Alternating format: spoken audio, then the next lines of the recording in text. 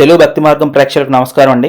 వీడియోలోకి వెళ్ళే ముందు ఒక విషయం, దయచేసి ఛానల్ని లైక్ చేయండి, షేర్ చేయండి, సబ్స్క్రైబ్ చేయండి. ఈ వీడియోని మీరు లైక్ చేయడం వల్ల మరో 10 మందికి ఈ వీడియో రీచ్ అవుతుంది. మీలాగా తెలుసుకున్న వాళ్ళు తెలుసుకుంటారు. దయచేసి లైక్ చేయండి. ఇంకా వీడియోలోకి వెళ్తే ఈరోజు అంటే నిన్న 22వ తారీఖు, ఈరోజు 23 కదండి, నిన్న 22, 71,939 మంది శ్రీ కలియుగ దైవం శ్రీ వెంకటేశ్వర స్వామి వారిని దర్శనం చేసుకోవడం జరిగిందండి. 26,327 మంది తలనీలాలు సమర్పించారంట. 4.90 కోట్లు హుండీ కానుకలు వచ్చాయంట. 17 కంపార్ట్మెంట్స్లో భక్తులు వేచి ఉన్నారంట. 8 నుంచి 12 గంటల సమయం సర్వదర్శనానికి సమయం పడుతుందంటండి, ఇవ్వడం జరిగిందండి. 71,939. అది 20వ తారీఖుతో పోలిస్తే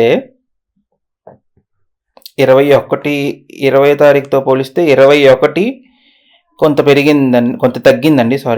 22 అంటే నిన్న ఇంకా కొంచెం తగ్గిందండి, ఒక 4,000 తగ్గారు భక్తులు. అదండి ఈ ఉత్సవం.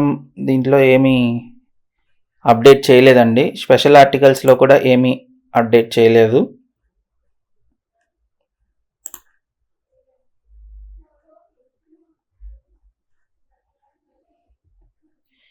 ఈవెంట్స్లో కూడా మనం నిన్న చెప్పుకున్నవే ఉన్నాయి. ప్రెస్ రిలీజ్లో ఒక న్యూస్ ఇచ్చారండి. జూలై 31 నుండి ఆగస్టు 2వ తారీఖు వరకు శ్రీ కోదండరామస్వామి వారి పవిత్రోత్సవాలు. దీని లోపలికి వెళ్తే ఇక్కడ ఇచ్చారండి. తిరుపతి శ్రీ కోదండరామస్వామి వారి ఆలయం పవిత్రోత్సవాలు జూలై 31 నుండి ఆగస్టు 2వ తేదీ వరకు వైభవంగా జరగనున్నాయి.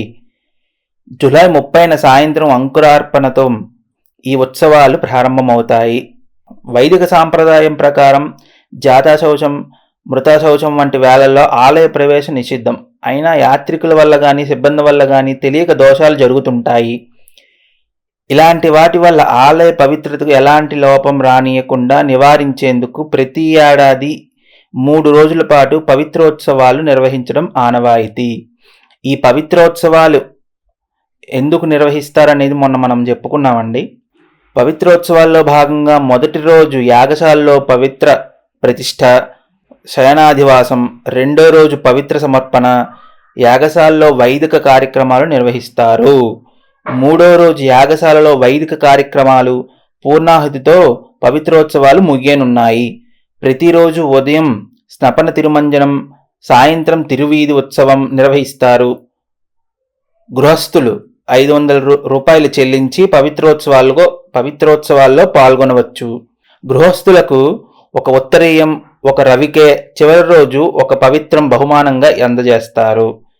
ఇందులో ఎవరెవరు పాల్గొన్నారనేది ఇక్కడ రాశారండి. ఈ పవిత్రోత్సవాలు ఏంటంటే అండి, ఆలయం పవిత్రం దెబ్బతినకుండా పవిత్రోత్సవాలు అనేది ప్రతి సంవత్సరం చేస్తారటండి. దీనికోసం మనం చెప్పుకున్నాం. దాని ప్రాశస్యం కూడా చెప్పుకున్నామండి.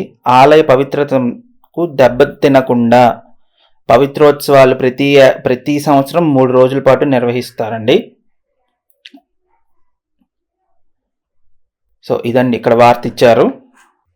అంతేనండి, ఈరోజు ఎక్కువ పెద్ద వార్తలేమీ ఇవ్వలేదు. మొన్నటి కంటే నిన్న తగ్గారండి భక్తుల రద్దీ, అది గమనించగలరు. అదండి ఈరోజు తిరుమల అంశాలు.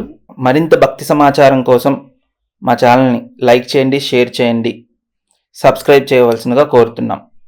ధన్యవాదాలు.